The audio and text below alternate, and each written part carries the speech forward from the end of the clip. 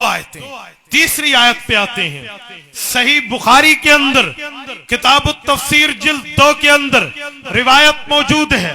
حضور پاک علیہ السلام خانہ کعبہ کا طواف کر رہے ہیں.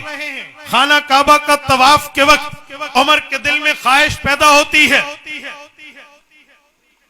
اور عمر کہتے ہیں اے کاش کہ ہم حجر اسود کے قریب مقام ابراہیم کے قریب نماز پڑھتے, 2 نفل پڑھتے. آیت سن لیں, ترجمہ سن لیں, پھر میں واقعہ کو پورا کرتا ہوں. سورۃ بقرہ آیت نمبر 125 اللہ فرماتے ہیں وَإِذْ جَعَلْنَا الْبَيْتَ مَثَابَةً لِلنَّاسِ وَأَمْنًا وَاتَّخِذُوا مِن مَّقَامِ إِبْرَاهِيمَ مُصَلًّى. حضرت عمر کے لیے یہ آیت اتری ہے.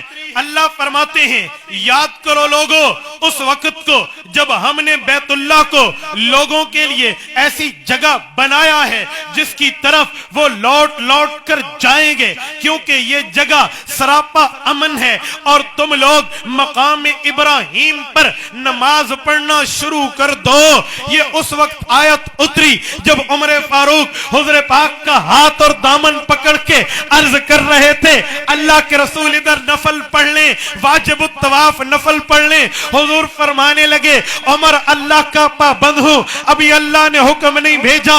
یہ مجلس ختم ہوئی, حضور اٹھے ہیں, اللہ نے حکم بھیجا وَاتَّخِذُوا مِن مَّقَامِ إِبْرَاهِيمَ مُصَلًّى. عمر ٹھیک کہتا ہے, جائیے 2 نفل پڑھیے.